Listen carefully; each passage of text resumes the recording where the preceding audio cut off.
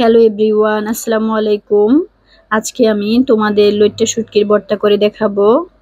তো এখানে আমি শিলপাটায় প্রথমে মরিচ দিয়ে দিলাম, শুকনা মরিচ 3টা, আর দিয়ে দিলাম লবণ স্বাদ মতো, আর দিয়ে দিব এখানে আমি রসুনগুলো প্রথমে আমি শুকনো খোলায় টেলে নিয়েছিলাম, আর শুটকিগুলো প্রথমে টেলেছিলাম।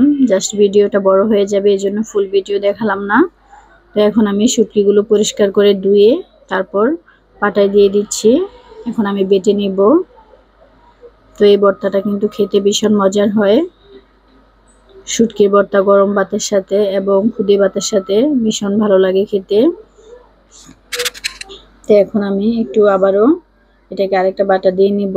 আর পেঁয়াজটা অনেকে তেলের সাথে ভেজে তারপর দেয়, কিন্তু আমার মনে হয় কাঁচা পেঁয়াজটা দিলে টেস্ট ভালো আসে, সেজন্য ভর্তায় সবসময় আমি কাঁচা পেঁয়াজ ইউজ করি। তো এখন আমি পেঁয়াজটাকে একটু বেটে নিব। এটা আমি ফুল মিক্স করব না, জাস্ট আধ ভাঙা করে দিব। তো পেঁয়াজের কামড়টা ভর্তার সাথে পড়লে খেতে কিন্তু ভীষণ মজার হয়। তো এখন আমি দেখতেই পাচ্ছেন ছেঁচে নিচ্ছি, ছেঁচে তারপর হালকা জাস্ট একটু বাটা দিয়ে নিব। বাটা দিয়ে ভর্তার সাথে মিশিয়ে দিব। তো সেম রেসিপি ফলো করে ভর্তাটা বানাতে পারো তোমরা।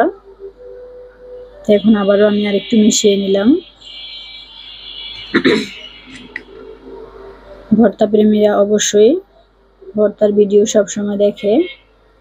তো ভর্তাটা আমার বানানো কমপ্লিট হয়ে গিয়েছে। এখন আমি একটা প্লেটে উঠিয়ে নিলাম। তো এই পাটায় যদি ভাত বেটে খাওয়া হয় খেতে কিন্তু অনেক ভালো লাগে। তো আমার বাসায় ভাত ছিল না, তাই খেতে পারলাম না, দুঃখিত। তো দেখতে পাচ্ছ কত সুন্দর হয়েছে। সবাই ভালো থাকবে।